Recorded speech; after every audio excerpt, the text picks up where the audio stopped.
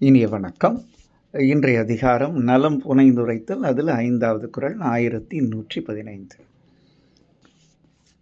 அனிச்சப்பூ கால் களையாள் பெய்தாள் நுசுப்பிற்கு நல்ல படா பறை என்ற குறள். அனிச்சப்பூ நமக்கு தெரியும். வள்ளுவர் 90வது குறளில் ரொம்ப தெளிவாக சொல்வார். மோப்ப குழையும் அனிச்சம் என்று எழுதுவார். முகர்ந்தாலே வாடிவிடும் மென் தன்மையது அனிச்ச மலர். அந்த அனிச்ச மலரை தலைவி என்ன பண்ணாங்க, மலர் பெண்களுக்கு அழகு கூட்டும் இல்லையா, அதை எடுத்து அவசரமாக அந்த காம்பை களையாமல், அதை காம்பை உடைக்காமல் அப்படியே தலையில் சொருவிட்டாங்க. சூட்டி விட்டார்கள். நல்ல தமிழில் தலையில் சூடினார்கள். அப்போ என்ன ஆச்சுன்னா, அந்த அந்த கால் களையாமல் அதை உடைக்காமல் எடுத்து அப்படி சொருவினதுனால தலையில் இந்த இடை இருக்கு பாருங்க, மெல் இடை இல்லையா, அந்த மெல் இடை என்ன ஆச்சுன்னா இந்த காம்பினுடைய பாரத்தை தாங்க முடியாது. அதுவே மென்மலர், அதில் மென் காம்பு, அதை உடைக்காமல் தலைவி சுடுறாங்க. இது இந்த மெல் இடை தாங்கலையா. அப்போ தலைவியுடைய அந்த மெல் இடை எவ்வளவு மெல்லிடை நீங்களே கற்பனை பண்ணிக்கோங்க அப்படின்னு வள்ளுவர் நம்மகிட்ட விட்டுறார். ஒரு அனிச்ச மலர் முகர்ந்தாலே வாடும், அதுவே மென்மலர். அந்த மென்மலரினுடைய காம்பு அதை களையாமல் தலைவி சூடிக்கொண்டால், சூடிய அந்த காம்பினுடைய பாரம் தாங்காமல் இந்த மெல் இடை பறையென ஒலித்ததுன்னா ஒலித்தது, அது தாங்கலை. அப்படியே இடி. அதனால்தான் நம்ம தமிழ் கவிஞர்கள் கூட நிறைய இதை பற்றி பாடுவாங்க. நிறைய பாடல்களும் திரைப்பட பாடல்களும் வந்திருக்கு. அதில் ஒரு இது பார்த்திங்கன்னா, நலவென்பால் ஒரு அழகான பாடலை பார்க்க நேர்ந்தது. கொய்த மலரை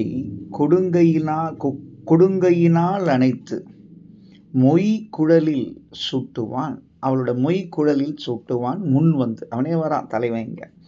தையலாள் பெண் தையலாள் பாதார விந்ததத்தே சூடினான், பாதார விந்ததத்தே சூடினான் பாவை இடைக்கு ஆதாரமின்மை அறிந்து. இது அவளோட தலையில் சூடினா அவள் இடை உடஞ்சிரும்னு இவனே என்ன பண்ணான், இவன் வைக்கிறான் இதில். அதனால் தாங்காது அப்படின்னு என்ன பண்ணான், அதான் பாவைக்காக அந்த மலரை பறித்த தலைவன் அவளுடைய இடை இதை தாங்காது என்பதை அவனே உணர்ந்து அந்த மலர்களை அவளுடைய பாதத்தை வைத்தான் என்று ஒரு அழகான பாடல். அப்போ பாதார விந்ததத்தே சூடினான் பாவையிடைக்கு ஆதாரம் இன்மை அறிந்தது. தாங்காதுன்னு இவனை தெரிஞ்சுட்டு வச்சான். ஆனால் தலைவி அப்படிலாம் இல்லை, எடுத்து சூடிட்டான். அதனால் அது நல்ல படாப்பறையாக மாறிடுச்சு. நுசுப்பு என்றால் அந்த இடை என்ற பொருள். அப்போ என்ன ஒரு மென் தன்மை இங்கே எடுத்து சொல்கிறார் பாருங்க. அப்போது ரசித்து வாழ்ந்தவர்கள் தமிழர்கள் இல்லையா, ஒவ்வொன்றையும் அணுக்கமாக சிந்தித்து அந்த ரசனையுடன் அதை வெளிப்படுத்தும் அந்த அழகான நுட்பங்கள், அதை மொழியிலை பயன்படுத்திய அந்த குறுநோக்கு சிந்தனைகள், அதனுடைய வெளிப்பாடு அதெல்லாம் நம்ம எண்ணி ரசிக்கத்தக்க அற்புதமான ஒரு பாடல் தான். திருப்பி பார்ப்போம் அந்த பாடலை.